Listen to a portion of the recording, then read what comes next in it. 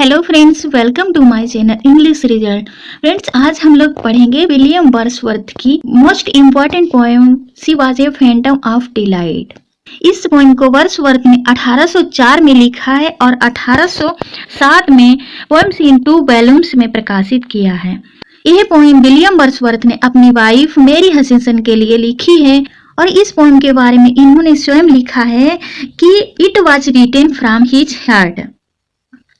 ये पोएम एक lyrical poem है। इसमें 10-10 लाइन के 3 स्टेंजा हैं जिसकी rhyme scheme A B B C C D D E है, जो आइम्बिक टेट्रामीटर यानी कि 4 फीट लाइन में लिखी गई है। इसमें जो 3 स्टेंजा दिए गए हैं, प्रत्येक स्टेंजा लेडी के अलग अलग 3 एस्पेक्ट्स दिखाते हैं, जैसे कि चाइल्ड के रूम में, मेड के रूम में और वाइफ के रूम में। चाइल्ड के रूम में वह बहुत सुंदर थी जैसे कि स्प्रिट हो, और मेड के रूम में वह फ्री, इंडिपेंडेंट और सीधी लेडी थी, तथा वाइफ के रूम में वह मोरल और इंटेलेक्चुअल लेडी थी। तो फ्रेंड्स, अब हम लोग पोएम को लाइन बाय लाइन समझने की कोशिश करते हैं। तो पहला स्टेंजा जिसमें उन्होंने चाइल्ड के बारे में डिस्क्राइब किया है मैरी हचिंसन को, क्योंकि मैरी हचिंसन जो थी वो वर्ड्सवर्थ की बचपन की फ्रेंड और उनकी कजिन थी। She was a phantom of delight when first she claimed upon my side.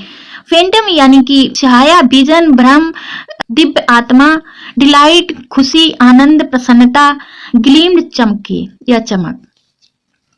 तो यहाँ पर पोइट कहता है कि when first she gleamed upon my side, जब मैंने पहली बार मैरी हचिंसन को देखा तब वो ऐसी लगी जैसे कि वो क्या हो, एक खुशी की, आनंद की या प्रसन्नता की एक फैंटम हो। फैंटम यानी कि छाया हो, भ्रम हो या दिव्य आत्मा हो। ए लवली एप्रीसन ये प्रेत आत्मा या घोस्ट या एक अलग प्रकार की लेडी। तो वो मैरी हचिंसन एक अलग प्रकार की या उनमें अलग अनरियल क्वालिटीज थे, वो सबसे अलग थी। Sent to be a moment's ornament. आगे पोइट कहता है कि उसे भेजा गया था पोइट के जो मोमेंट्स हैं, पल हैं, क्षण हैं, उसको और डेकोरेट, ऑर्नामेंट यानी डेकोरेट या सुंदर बनाने के लिए उसे भेजा गया था। Next, her eyes as star of twilight fair. Twilight यानी कि शाम के समय जो चमकते हुए सुंदर तारे। तो जो उसकी आंखें थी वो शाम के समय जो चमकते हुए सुंदर तारे होते हैं उन तारों की तरह उसकी आंखें थी। Like twilight's too her dusky hair.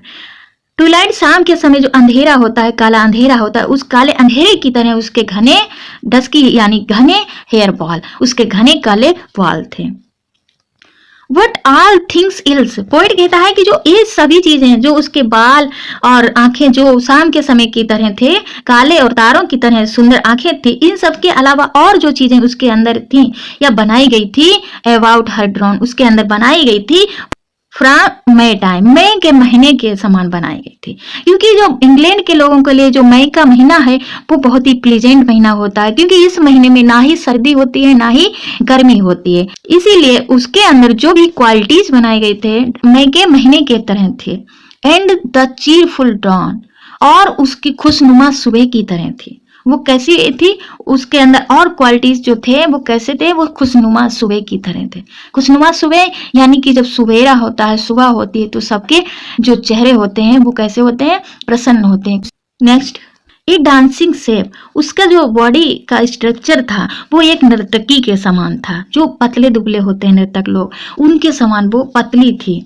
An image के, और वो प्रसन्न लेडी थी। टू हंट, जो क्या करती थी, मोहित करती थी, उसकी याद दिलाती थी। टू स्टार्टल, शॉक करती थी, अचंभित करती थी। एंड पहले, और रास्ते में बार बार याद आती थी। नेक्स्ट स्टेंजा, इस स्टेंजा में पोइट ने मैरी हचिंसन को मेड के रूप में दिखाया है। पोइट कहता है कि आई सा हर अपॉन नियर पे, जब उसने उसको और करीब से देखा, a spirit yet women's too, हालांकि वो स्पिरिट थी लेकिन वो वुमेन थी।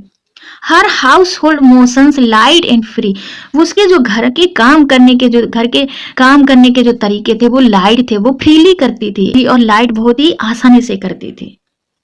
And steps of virgin liberty, और वो जब घर में चला करती थी तो वो कैसी लगती थी, कुंवारी लड़कियों जैसी चंचलता थी, उसमें स्वतंत्रता थी।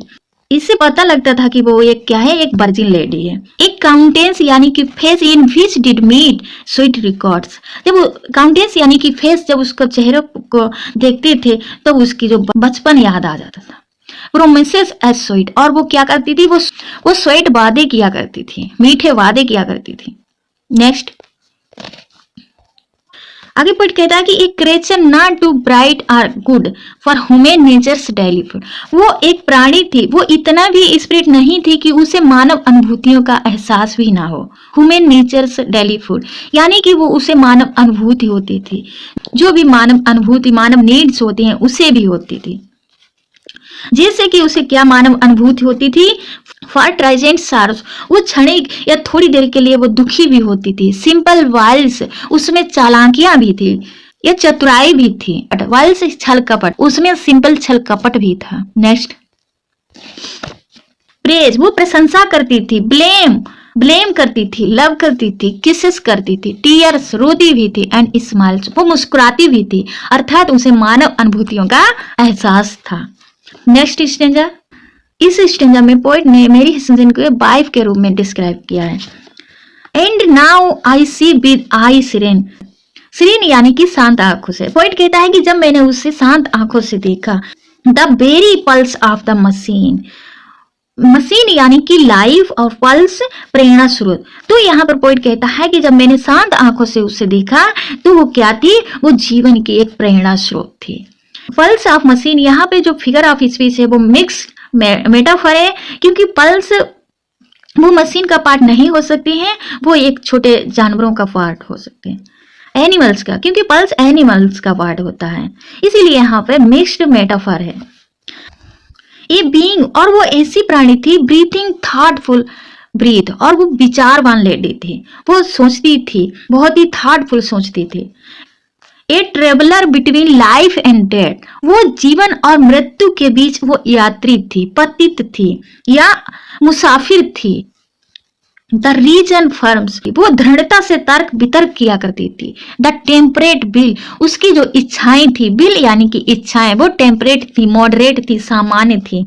एंडुरेंस, वो उसमें सहन शक्ति थी, वो सहन करती थी। फॉरसाइट, वो उसमें दूरदर्शिता थी, वो दूर का सोचती थी। स्ट्रेंथ भी थी। एंड नेक्स्ट एंड स्किल, वो पूर्ण कुशल लेडी थी। A perfect women nobly planned, poet कहता है कि वो एक परफेक्ट लेडी थी, उससे भगवान ने फुर्सत से बनाया हो। तो warn, to comfort and command, वो वार्न किया करती थी, कंफर्ट दिया करती थी, कमांड दिया करती थी। जब पोएट जीवन के रास्ते से भटकता था तब वो वार्न दिया करती थी। कंफर्ट, जब वो पोएट डिस्ट्रेस होता था, परेशानी में होता था तो वो कंफर्ट देती थी। एंड कमांड, जब पोएट को जीवन के रास्ते में सही दिशा में चलने के लिए वो उसे कमांड दिया करती थी। And at a spirit still, आगे पोएट कहता है कि एट ए स्पिरिट, हालांकि वो एक लेडी थी, and bright with something of angelic light, फिर भी उसके अंदर कुछ दिव्य प्रकाश था, उसके अंदर कुछ दिव्य प्रकाश था। वो एक स्पिरिट जैसी थी, उसके अंदर स्पिरिट जैसे क्वालिटीज थे। हालांकि वो एक लेडी थी लेकिन उसके अंदर एक स्पिरिट जैसे क्वालिटीज थे, उसके अंदर एक दिव्य प्रकाश था, वो उसे एक स्पिरिट ही मानता है। तो आई होप कि आप लोगों को ये पोएम समझ में आई होगी। Thank you for watching my video. नमस्कार।